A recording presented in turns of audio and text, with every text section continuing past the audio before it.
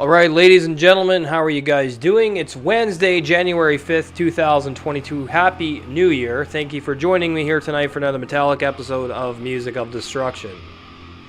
Bringing you guys the very best in metal-related content right here on YouTube on the only metal channel you guys are going to need. Now, if you missed anything in the past week, click that eye in the upper right corner of the screen. Everything you need to get caught up on the best metal content is right up there in the corner. If you want me to review anything, within reason, of course, because I've got to say this every fucking video and I shouldn't have to, make suggestions in the comment section below. Deathcore, slam, metalcore, modern tech death. Obviously, if you've been watching this channel for any length of time, you know I hate those fucking genres. Remember, subscribe, turn on the notification bell so you don't miss anything. Hardest working metal channel next to a couple like Ken's Death Metal Crypt, Adam Schnellenbach. Those are some channels I recommend. They seem to be very unfiltered and very honest with their content, so I appreciate those guys. Check them out.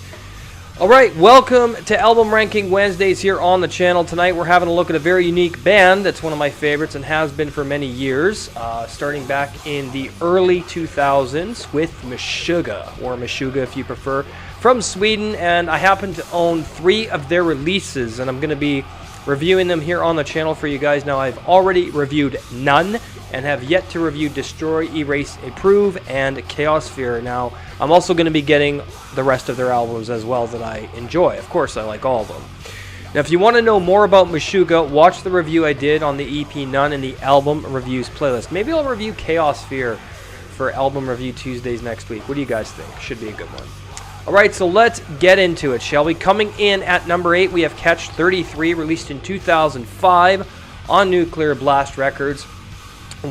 This is, in my opinion, a good album. It is my least favorite, however, but remember, this is my personal order. If you have a different opinion, that's terrific.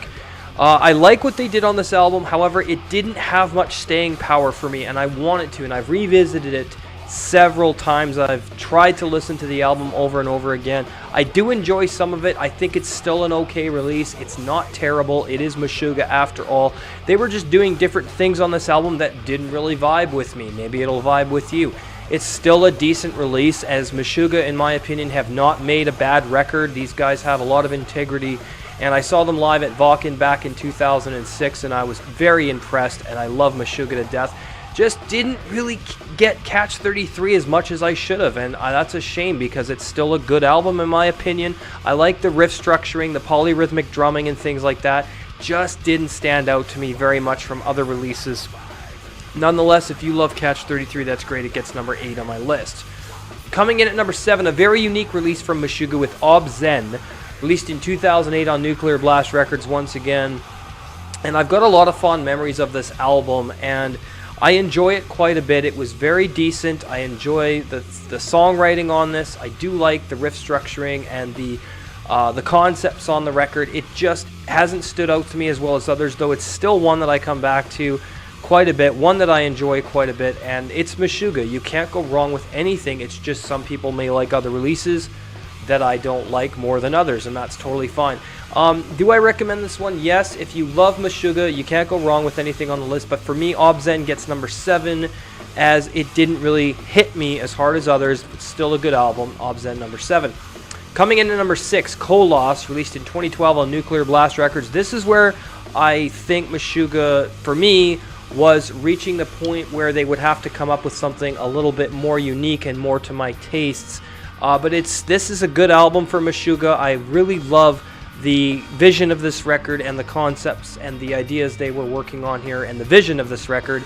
It is very decent for myself. Maybe you love Koloss, it's great. It's a good album, and it's got some great song structure, some great songwriting, great lyricism, and I love the direction they were headed on this. But again, one that didn't live up to my favorites, obviously. But anyway, good album, number 6, Koloss.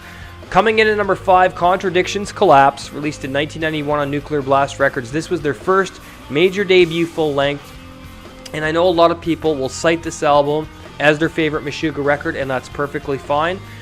This one's in the middle for me. It is very good. I love the debut album here. It does have a lot of those Meshuggah qualities that I would grow to love, but this is more of a straight-up thrash metal record that didn't have that off-time weirdness that we would come to know and love from Meshuggah, with that crazy guitar structuring, that 4x4 timing, You know, the polyrhythmic stuff wasn't really being emphasized here. It's still a good album.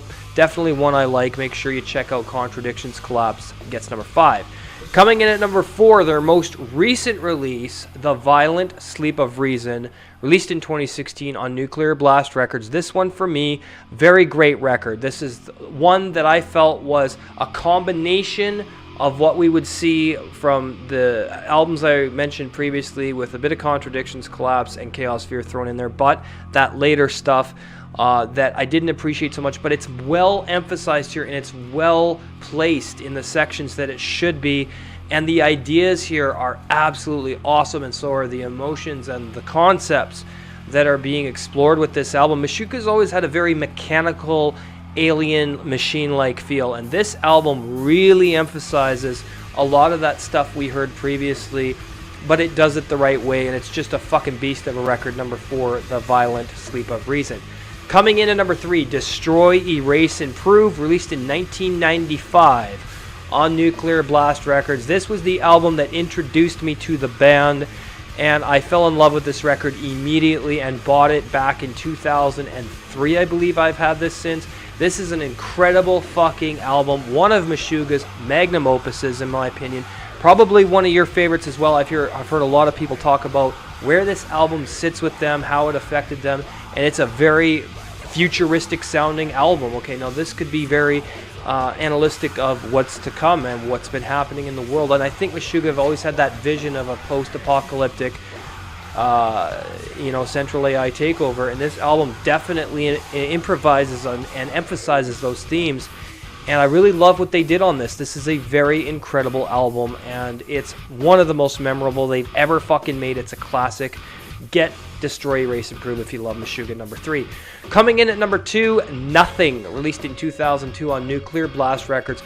This is one of my favorite Meshuggah albums because it was so different than everything else in their catalog.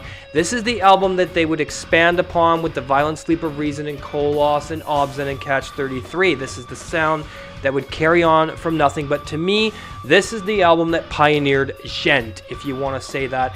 But this was very unique, and it's so unique to me that nothing else sounds like Nothing. Okay, now you got bands that have ripped them off over the fucking years that have tried to emulate Meshuggah's sound with this record. This was genre defining in so many ways, and it still has that brutal, heavy Meshuggah feel, but it's slowed down. You got more of a hardcore approach with this album, but everything about this album is fucking psychedelic, strange, weird, alien, and obscure sounding, and it's, to me, one of their best albums. Absolutely, if it wasn't for Chaosphere, this would be my favorite Meshuggah release. Number 2, Nothing.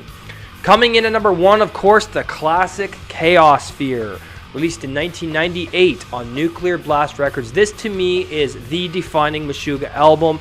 New Millennium, Cyanide Christ, Concatenation. I mean, you got so many amazing tracks on here.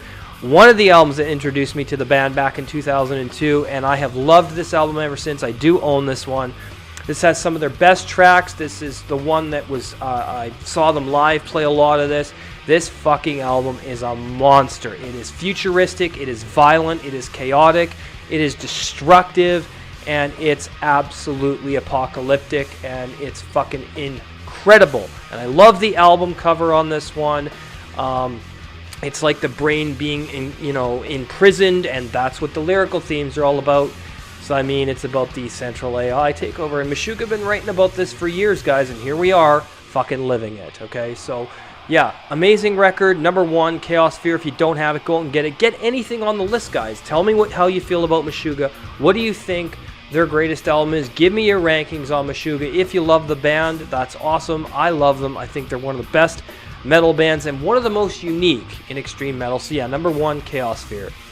Alright guys, so there you have it, another album ranking in the books here on Music of Destruction. Hope you enjoyed the premiere. If you're new, subscribe, turn on that bell so you don't miss anything. teespring.com/music-of-destruction for merch. My Bonfire store has new merch up, bonfire.com/store/music-of-destruction. Putting up some more as Janelle and I come up with more designs for merch. Your support there, very much appreciated. I don't set the prices for my merchandise, so I don't want to hear people bitching in the comments. You can either afford it or you can't, right? But you're helping the channel grow. You're helping me, make money doing this, which I have to do. So there you go. If you want to support on Patreon, The Seed episode 35, The History of Cryptopsy. Great podcast. Just finished that one. Brand new one's going to be coming out in the next couple of weeks. Patreon.com/Music of Destruction. $5 a month gets you access to this exclusive content. Thank you to everybody who is supporting. It does help. I do appreciate it. Thank you so much. Colton James and myself completed the Alien review over on Beyond the Big Screen Movie and Game Review. We're going to be working on Aliens in the next couple days here from 1986. He's streaming right now, Alien Isolation, so he's going to get some footage and fuck around with it in the living room. So Beyond the Big Screen Movie and Game Review, head on over there and subscribe. We got some great stuff coming on that channel as well. Thank you guys for watching tonight. Have a great night. Happy New Year once again. We'll see you for Top 15 Thursdays. Keep it fucking metal. Take care of yourselves.